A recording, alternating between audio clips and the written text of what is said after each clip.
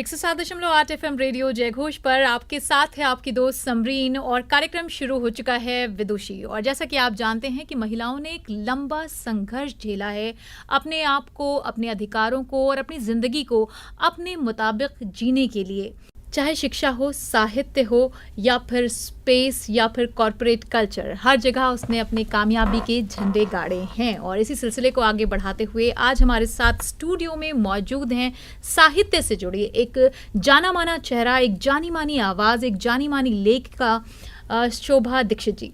शोभा दीक्षित जी, बहुत बहुत स्वागत है आपका। सबसे पहले मैं आपसे पूछना चाहूँगी कि आपकी ज़िंदगी में साहित्य की शुरुआत कब हुई?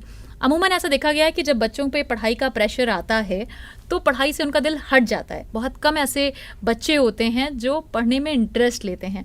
आपकी ज़िंदगी में ये लम्हा कब आया जब आपने साहित्य में आपको लगा कि रुचि है आपकी?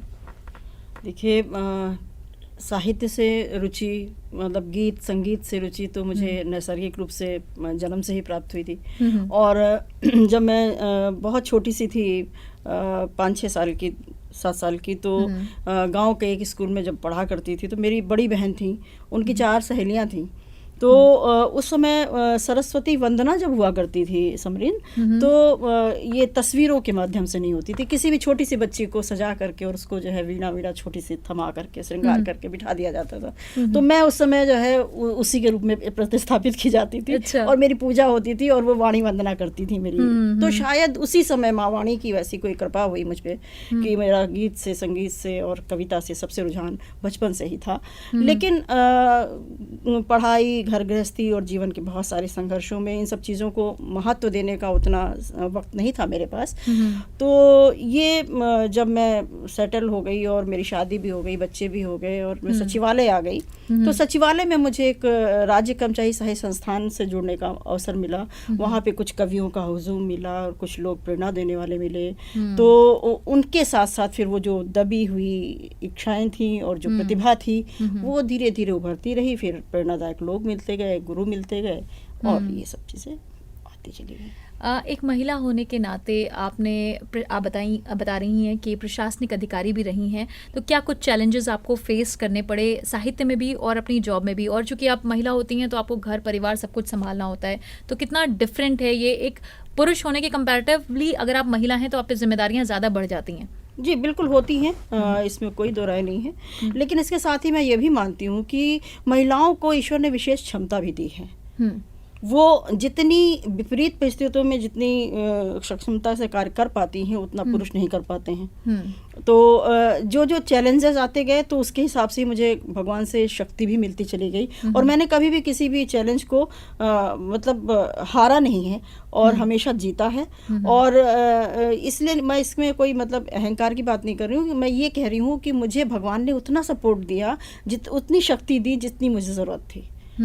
तो चैलेंजेस आते रहे, नौकरी में भी आए और गृहस्थी में भी आए। साथ ही साहित्य एक ऐसा वो था कि इससे हम बच नहीं सकते थे। जब ये कोई दिल में किसी चीज़ के लिए आप किसी से प्यार करने लगो ना, ये प्यार ही है हमारा साहित्य के प्रति, तो फिर वो आपको सोने नहीं देता, आपको चैन से बैठने नहीं देता जब तक आपको उसकी जो है प्राप्ति नहीं हो जाती। तो वो चैलेंजेस थे जीवन में, ऐसा नहीं है। लेकिन कभी भी मेरे चैलेंजेस मेरी राह का रोड़ा नहीं बने, बल्कि दुगनी शक्ति से मैं उनको और फेस कर पाई।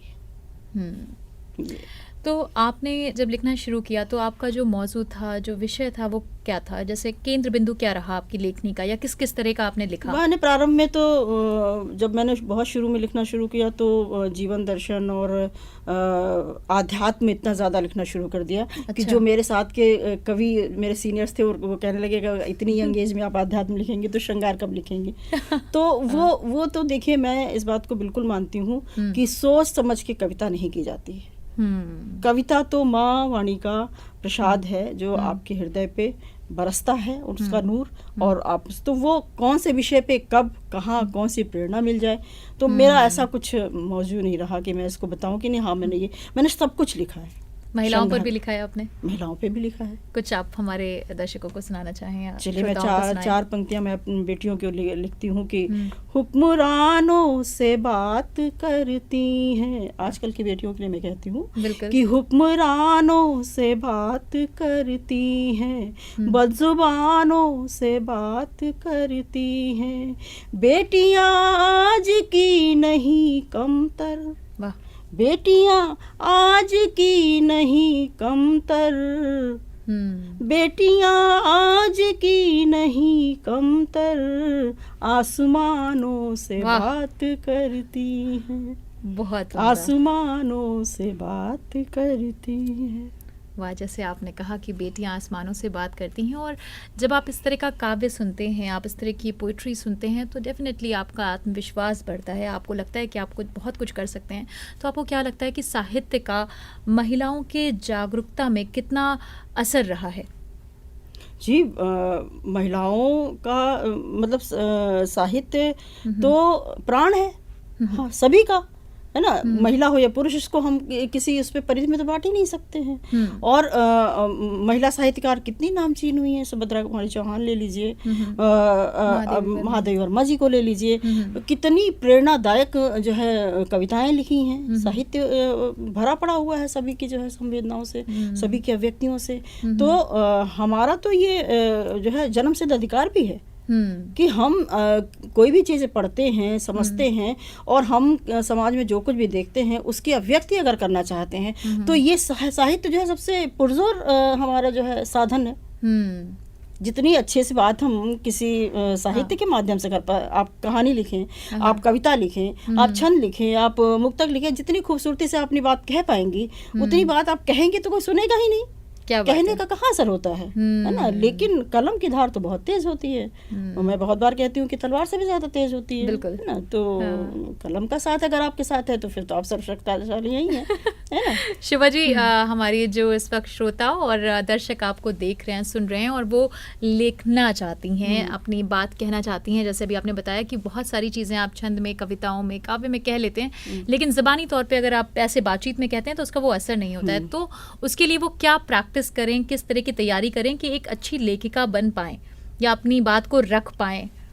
जी देखिए, एक तो सबसे प्रमुख तो संवेदनशील हृदय है ना। जब तक आपका हृदय किसी चीज़ को ग्रैस्प नहीं करेगा, ग्रहण नहीं करेगा, तब तक तो कोई बात आपके, जब आपके दिल पे कोई बात असर करती है फिर बात ये आती है कि हम इसको कैसे अभिव्यक्त करें, है ना। तो पढ़ना चाहिए, मोस्ट इम्पोर्टेंट। जितना ज़्यादा आप पढ़ेंगी उतने अच्छे, उतने ज़्यादा आपके विचार दिमाग में आएंगे, जितने विचार आपके दिमाग में आएंगे आप उसको उतना व्यक्त कर पाएंगी। तो वो क्षमता आपकी लेखनी में होनी चाहिए।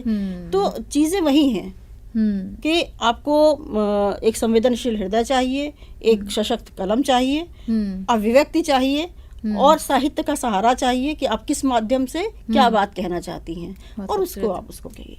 तो उसके लिए आपको मेहनत करनी पड़ेगी, है ना। आपको जुड़ना पड़ेगा, आपको संकल्प लेने होंगे, और उन संकल्पों के हिसाब से अपने कार्य करने होंगे। बिल्कुल, ये कहना बहुत आसान होता है कि हाँ, हम आगे बढ़ रहे हैं, हम मल्टीटास्कर हैं, हम बहुत सारी जिम्मेदारियां जो है वो संभाल लेते हैं, लेकिन जब विषम परिस्थितियों में जिनको ये सारी सिचुएशंस संभालनी पड़ती हैं, जिनको झेलना पड़ता है, उनके लिए वाकई वो बहुत मुश्किल होता है। क्या लगता है आपको कि इसका जो मेन दायित्व है वो समाज पर है, परिवार पर है, या फिर महिला पर खुद है? नहीं, देखिए, किसी भी चीज़ की जिम्मेदारी एक अकेले के ऊपर तो नहीं हो सकती है ना। समाज भी उतनी ही आपको सपोर्टिंग उसमें होना चाहिए, प्लस आपका परिवार भी सपोर्टिंग उसमें हो, और फिर आपके अंदर भी वो क्षमता हो, आपके अंदर भी वो जिज्ञासा हो, तभी कोई चीज़ सफल होकर के सामने आ सकती है। और जो महिलाएं अकेले संघर्ष करती हैं निश्चित रूप से वो आगे बढ़ती हैं, इसमें कोई दो राय नहीं है, लेकिन हाँ, उनको संघर्ष बहुत ज़्यादा करने पड़ते हैं, और जिनको उनके परिवार का सपोर्ट मिलता है वो थोड़ा सा कम मेहनत में ज़्यादा सफलता प्राप्त कर लेती हैं। पर तीनों का ही आपको सपोर्ट रहा? हाँ, मुझे बिल्कुल सपोर्ट रहा। मुझे मेरे पिता ने ही मुझे इस तरीके से परवरिश की कि मेरे अंदर ये था कि मुझे आत्मनिर्भर बनना है। ठीक है, मैंने 1981 से नौकरी शुरू की थी। क्या बात है ना। मैं 20 साल की भी उस समय नहीं थी, 19 साल की थी शायद। तो वो जब मैं पढ़ रही थी तभी से उन्होंने मुझे प्रेरणा देना शुरू कर दिया था कि बेटा आपको नौकरी करनी है। और वो टाइम इतना आप समझते, आज आप 2022 में बैठे हुए हो, वो समय था 80 का, है ना, तो कितना टफ रहा होगा आज से 40 साल का पहले का समय, है ना। हाँ। तो उस समय किसी बच्चे को ये प्रेरणा देना, उसके फादर की तरफ से सपोर्ट मिलना, तो मुझे हमेशा मिला। उसके बाद फिर जब मेरी शादी हुई तो मेरे हस्बैंड भी मेरे हिसाब के ही थे, उन्होंने भी मुझे सपोर्ट किया, कभी उन्होंने मेरे किसी प्रगति में मुझे रोका नहीं, हमेशा साथ दिया। तो परिवार का साथ जब आपको मिलता है तो आप वो कर जाते हो जो आपने सोच रखा होता है, या वो भी कर जाते हो जो आपने नहीं सोच रखा होता है ना। लेकिन अगर सपोर्ट नहीं मिलता है तो फिर संघर्ष बहुत ज़्यादा बढ़ जाते हैं। लेकिन ये आप बिल्कुल मानिए कि खुशबुओं को कोई रोक नहीं सकता। क्या बात, ये तो है। तो साथियों, आपने सुना और जाना कि किस तरह से आप अपने आप को इम्प्रूव कर सकते हैं, सशक्त बना सकते हैं। प्याला देखिए जब तक भरेगा नहीं तब तक छलकेगा नहीं। तो सबसे इम्पॉर्टेंट बात यह है कि अगर आपकी साहित्य लिखने में रुचि है तो साहित्य पढ़ने में आपकी रुचि ज़रूर होनी चाहिए। बिल्कुल होनी चाहिए। शोभा दीक्षित जी, आप आई, हमारे साथ जुड़ी और हमारे दर्शकों को और श्रोताओं को अपने बारे में और मोटिवेट किया उनको, इसके लिए बहुत बहुत शुक्रिया। समरीन, आपका भी बहुत बहुत शुक्रिया। आपने बड़े अच्छे प्रश्न रखे और जिनका मैं जो समझ पाई वो जवाब मैंने देने की कोशिश की। लेकिन ये सच यही है कि मैं यही सोचती हूँ और यही करती हूँ। बहुत बहुत धन्यवाद।